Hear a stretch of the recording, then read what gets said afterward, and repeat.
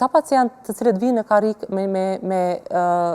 duke mbajtur dorën përpara gojës, duke thënë se asnjëherë në jetën e tyre s'ka buzëqeshur, sepse e ka pasur vëmendjen te buzëqeshja e vet, e cila s'ka qenë si duhet, dhe mandej për një kohë shumë shkurt e sheh veten në pasqyrë, besom që vinë pas një kohe na falenderojnë, ju duhet kohë për të mësuar, sepse as ata vet nuk e besojnë se ndryshimi është kaq i madh. Është i jashtëzakonshëm, ndikimi është i jashtëzakonshëm. Edhe normalisht që ndron më pas edhe mendësia, por edhe gjendja atyre. Edhe gjendja psikologjike, gjendja shpirtërore, pra buzëqeshja është çështja më e lehtë për të ndikuar në këto aspekte. Po tani apo teprohet në këtë rast me këto ndërhyrjet, se e përmendë pak më herët edhe moshën e re të vajzave të reja kryesisht, po jo vetëm, janë edhe meshkujt ata të cilët në platforme që kërkojnë ndryshime goxha në moshë të re, për të pas dhëmb të drejtë, dhëmb të bardhë, tani kemi edhe dhëmb me diamanta, e të tjera. Është fakt. Dhurata, nuk janë gjithë këta pacienta për këto punime të cilat i zgjedhin. Mirë po, nëse secili ka të drejtën e vet të ndihet bukur, qoftë femër apo qoftë mashkull. Mendoj se është e drejtë e tij për të pasur një gjithë secilit, po. Mirë po, të zgjedhim punime që na kthejnë estetikën pa preparime, pa gryrje invazive.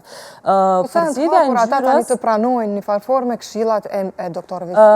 Mendoj që ju japim kohën e dur, me këta pacienta ulemi, e pim një kafe në tavolinat e punës, i diskutojmë pak më gjatë dhe i bindim për punimin adekuat për të cilën ata vetëm ka nevojë, po. Zgjedhja e ngjyrës është njëra prej momenteve ku neve na duhet shumë gjatë me diskutu për pacientin, sepse tash punojmë me ngjyra ekstra të bardha, janë ngjyrat blanche, të cilat janë ekstra e bardhë. Mirë po, ne duhet ta bindim pacientin që jo gjitha tonët e lëkurës janë për ngjyra ekstra të bardha, sepse nëse kemi një tonë të errët të lëkurës dhe nëse ne kemi flokë me ngjyrë shumë të errët, atëherë kjo duket më artificial realisht, thekson më shumë rrudhat. Prandaj këta pacient i bindim për të zgjedhur ngjyra prapë të bardha, por që e ka një tonë më të ulët se sa ajo ekstra blanche.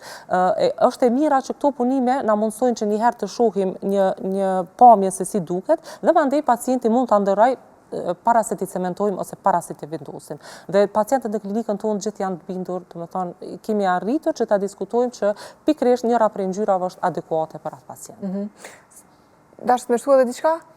Po, vetëm edhe të diskutoj edhe formën, edhe krijimin e transparencës. Këtu janë dy pika të ndihshme në estetikë dentare, përzgjedhja e masisë të dhëmbëve, përzgjedhja e renditjes të dhëmbëve në varg, duke ruajtur tiparet e veta të fytyrës. Po se ka tani që vinë me foto, me video dhe i dua kështu, pikërisht i dua kështu.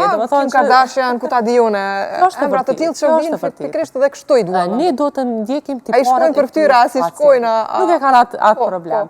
Duhet ndjekim naturalitetin të rrota, duhet ndjekim fytyrën. Asgjë që duket në pasqyrë për herën e parë dhe që shifet, domethënë ndamas prej elementeve të tjera të fytyrës nuk është natyrale. Ne duhet të krijojmë gjëra që duken bukur, që duken natyral dhe në korrelacion me gjitha tiparet e fytyrës. Me matësinë e kokës, me matësinë e trupit në përgjithësi, pra janë krejt ato tiparet që ne ndjekim për të krijuar punime estetike.